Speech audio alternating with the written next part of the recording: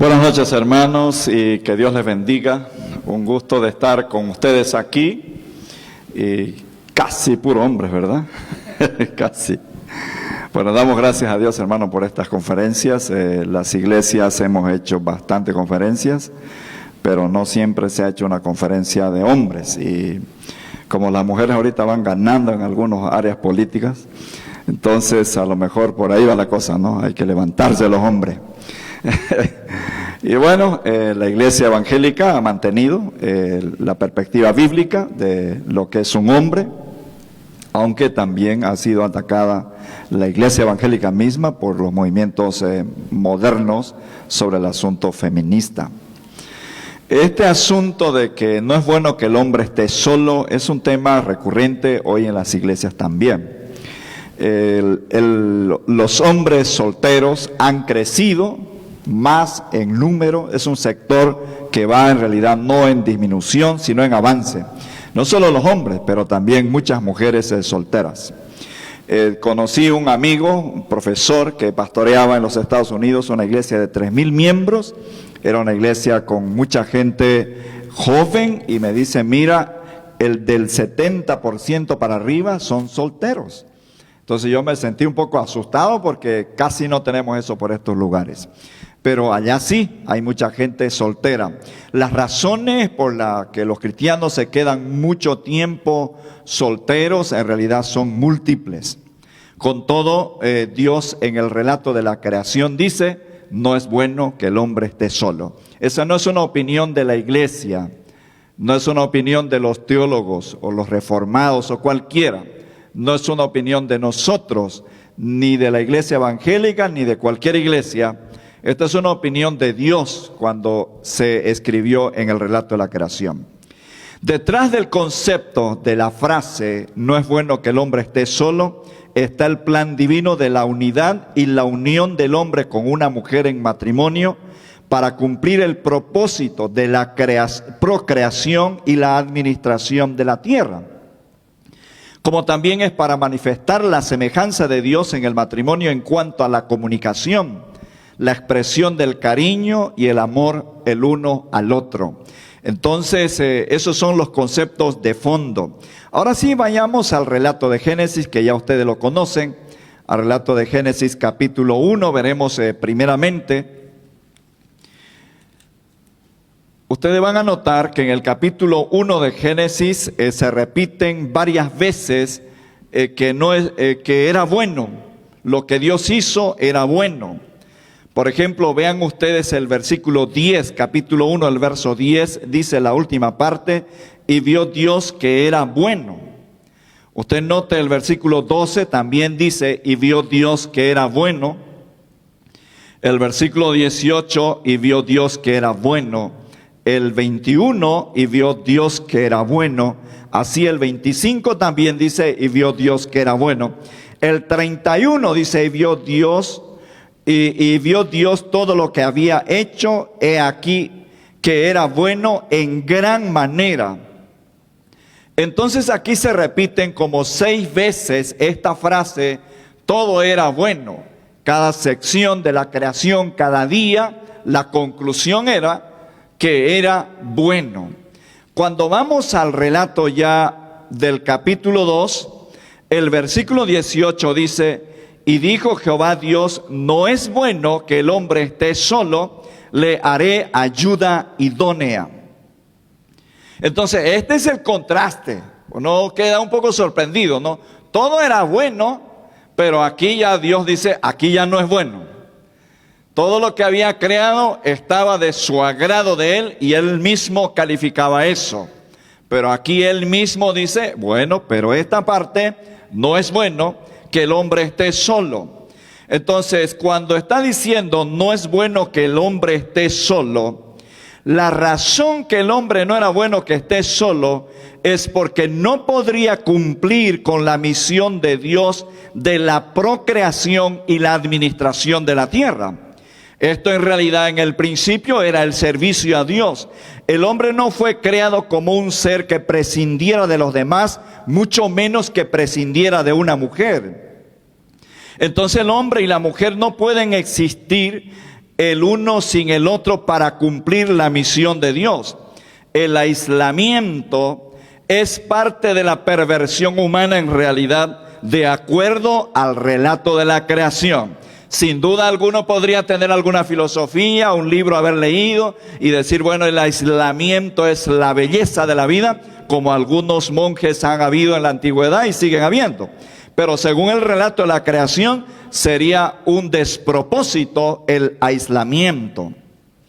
Ahora, Dios dice al final en el mismo versículo, le voy a hacer una ayuda.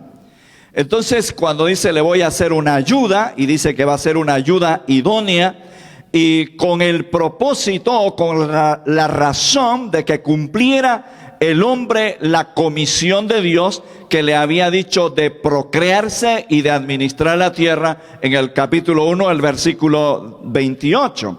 Entonces, ahora definamos qué exactamente era lo que estaban diciendo. La idea de ayuda es lo que contribuye al cumplimiento de la misión que Dios le había dado al hombre, que era la procreación y la administración de la tierra.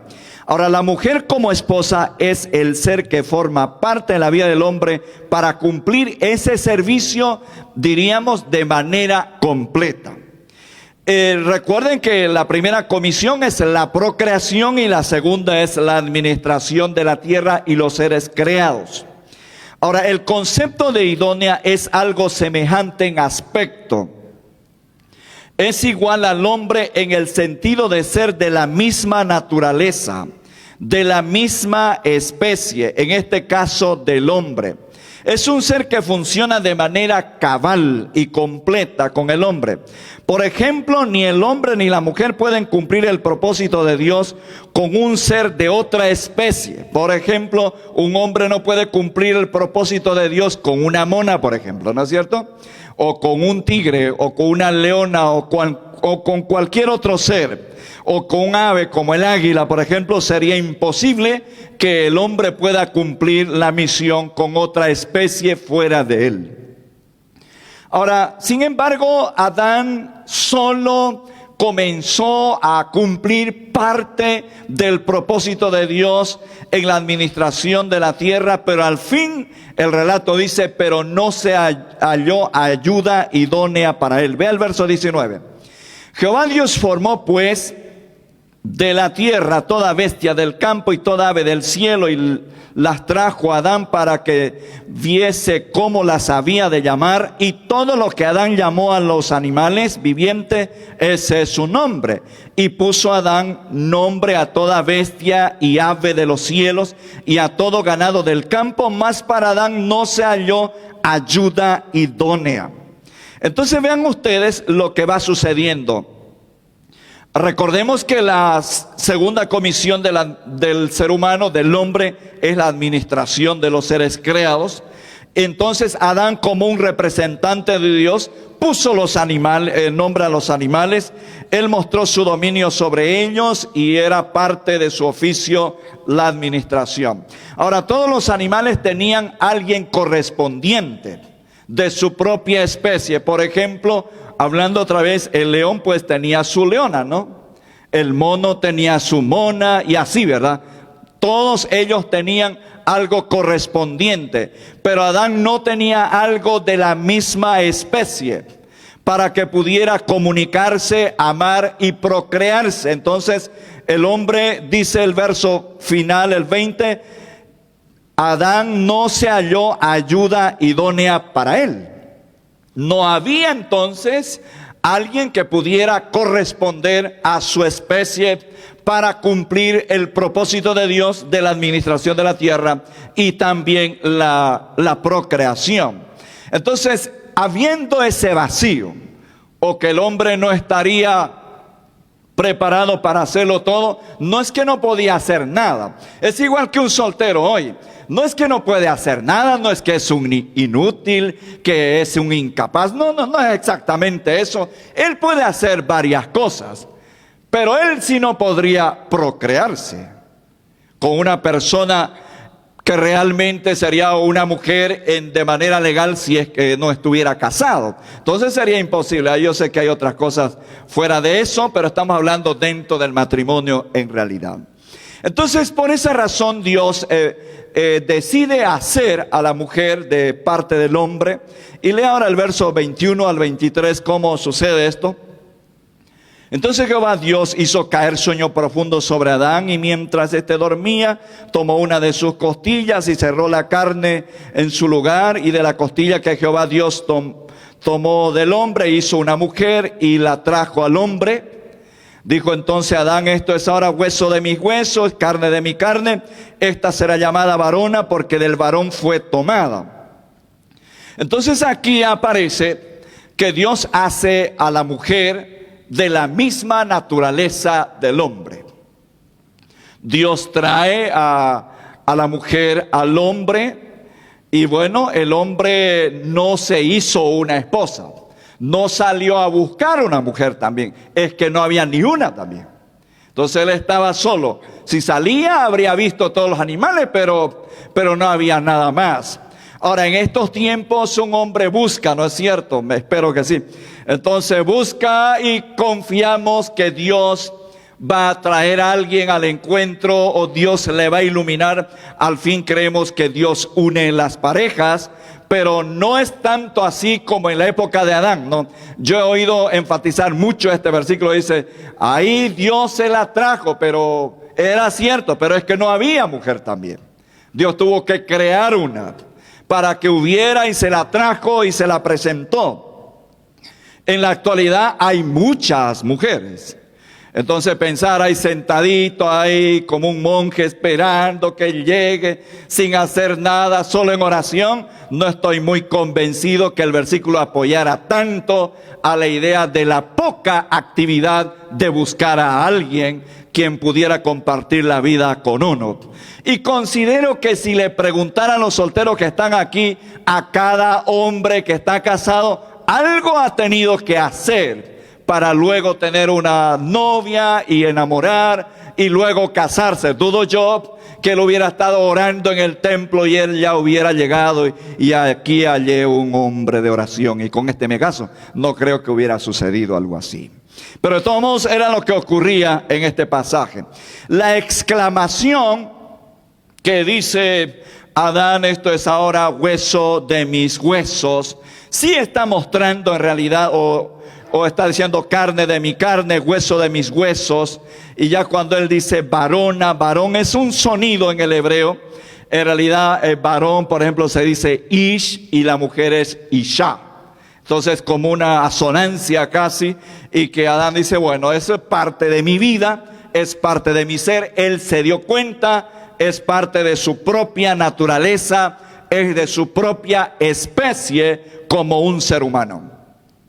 Ahora, luego después de eso, obviamente, en este caso cuando Dios se le presenta, se da el caso del matrimonio entre dos adultos. Adán no tuvo una niñez. De una vez fue adulto. Y de una vez cuando Dios lo hace, eran adultos, formaron el matrimonio, y Dios le da comisiones, la procreación y la administración de la tierra, y eso no era para niños. Eso es para adultos. Si habláramos de formar un matrimonio, sí, esto es para adultos, es para hombres maduros, no para niños, no para adolescentes tampoco, ni para tampoco que algún muy mayor. No existe eso en esta vida.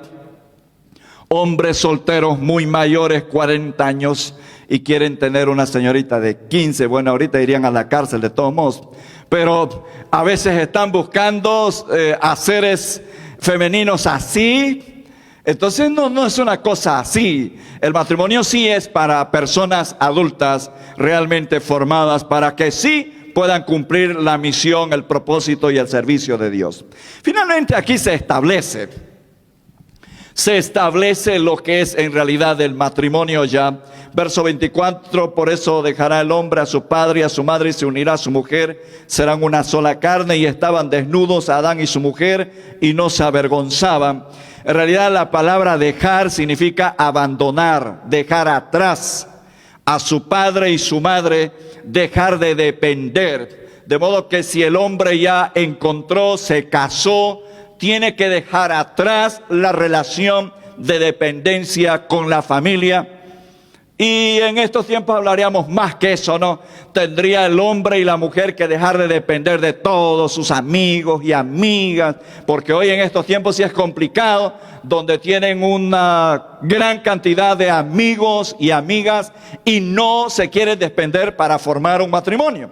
Entonces aquí hay una esencia, hay que dejar de depender y desprenderse de ellos. Luego dice la palabra, hay que unirse, esto es como unirse, aferrarse, aliarse, asociarse a su mujer y ser leal a ella. No son independientes, deben ser leales, pero son dependientes el uno al otro. Luego serán una sola carne. Esto tiene que ver con una unión física, espiritual en el matrimonio de un hombre y una mujer. Esto es la unidad completa. Ahora el verso 25 dice que estaban pues desnudos. Así era, hermanos. El primer matrimonio se celebró los dos chutingos, ¿no es cierto? Así fue. Imagínense si nosotros hiciéramos en estos tiempos un matrimonio así, una pareja desnudo, todos los invitados desnudos, el pastor desnudo también, tendríamos a todos los medios de comunicación aquí, seríamos la iglesia más internacional por lo menos por un ratito. ¿No es cierto? Pero bueno, ¿por qué era eso? En realidad había una razón. En primer lugar, no estaba el pecado, no había una situación de vergüenza que produjo el pecado, pero también había un sentido de confianza mutua dentro de la pareja. Bueno, los casados podrían tener su propio Edén. Esto era en el huerto del Edén, todo esto ocurría ahí. Los casados podríamos tener nuestro huerto de Edén, algo parecido, tal vez no exactamente, pero quizás sería una buena idea. Bueno, hablando ya de este relato, bueno, ahí termina el relato en realidad sobre esto. ¿Por qué no es bueno que el hombre esté solo? ¿Qué significaba una ayuda idónea? Y bueno, ya se forma finalmente el matrimonio y al fin es para que se cumpla el propósito divino de servirle al Señor. En nuestro tiempo diríamos para servirle al Señor de manera mucho más completa. Pero hablemos ahora de los solteros y las solteras que nunca se han casado. Y que dicen, estamos tranquilos, 45 años, no estamos esperando, tranquilos, estamos esperando la voluntad de Dios. 60, seguimos esperando. Me recuerdo un pastor, ya tenía 60, lo encontré en Cochabamba y le digo, ¿y qué tal? ¿Cómo te va? Ya voy a encontrar. No encontró nunca, hermanos. Entonces, ¿qué podemos pensar sobre eso? Creo que es bueno dejar conceptos bíblicos. Veamos lo que dice Mateo. Mateo capítulo 19. Ahí sí se define. Los que quieran quedar solteros, ahí pueden escoger, hermanos. Mateo capítulo 19, el versículo 10. Ahí está, 19:10 dice la palabra. Le dijeron los discípulos, si así es la condición del hombre con su mujer, no conviene casarse, porque Jesús le había dicho, no se tienen que divorciar. Entonces le dijo, no todos son capaces de recibir esto, sino aquellos a quienes es dado.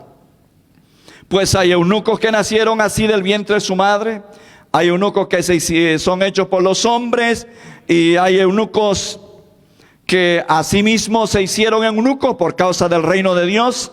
El que sea capaz de recibir esto, que lo reciba. Entonces aquí aparecen tres categorías por lo menos, que podría ser alguien que nació con la capacidad, o nació de una manera tal que no necesita casarse. Si alguien tiene eso, pues felicidades, hermano. Que Dios lo bendiga, que Dios le ayude. Solamente que hay que avisar para que ninguna mujer se acerque a usted o los hermanos no le molesten. Ella cuando, ¿no? De una vez decir, eunuco aquí, tranquilo. Eunuco de nacimiento desde el vientre de mi madre, ¿verdad? Bueno, otra opción era que en la antigüedad sí los castraban. Hoy no existe eso. No hay eso. Yo nunca me he preguntado, pero pienso yo, ¿será que si alguien le dice a un doctor, bueno, yo quiero castrarme, no quiero pecar? Bueno, no sé si existiría eso, si el doctor o la ley le prohibiría, pero en la antigüedad sí había. Los reyes lo hacían, esa era la otra posibilidad. Y bueno, y la otra posibilidad era por causa del reino. Hay hombres que son capaces de poder disciplinarse y mantener en control toda pasión sexual y no tener la necesidad de un hombre o de una mujer, mejor dicho, por causa del reino. por causa del reino de Dios. Ahora bien, pero Jesús aclara, no todos son capaces de tener esa disciplina. Esta última categoría no es que no pueden casarse, sino que ellos han decidido no casarse por causa del reino. También he conocido a hombres así en este tiempo. No han dicho directamente, estoy dedicado al reino o a la predicación del evangelio, sino que dice, bueno, yo tranquilo, no hay necesidad, aquí me estoy controlando. Pero no he encontrado uno que haya podido realmente llevar adelante tal promesa. Siempre han andado en problemas por ahí. Por eso ya 1 Corintios 7 da el consejo clave, ¿no? Que siempre lo hemos usado. A ver, vean lo que dice la palabra. 1 Corintios 7, ahí aparece que qué hay que hacer con aquel soltero, con aquella soltera. Bueno, dice la palabra, el verso 2, 7:2, cada uno, pero a causa de la fornicación, cada uno tenga su propia mujer y cada mujer tenga su propio marido. Entonces, a fin de no andar pecando, mejor hay que casarse, esa es la idea. Pero en el verso 6, Pablo da un consejo, fíjense usted. Mas esto digo por vía de concesión, no por mandamiento. Esto es un consejo.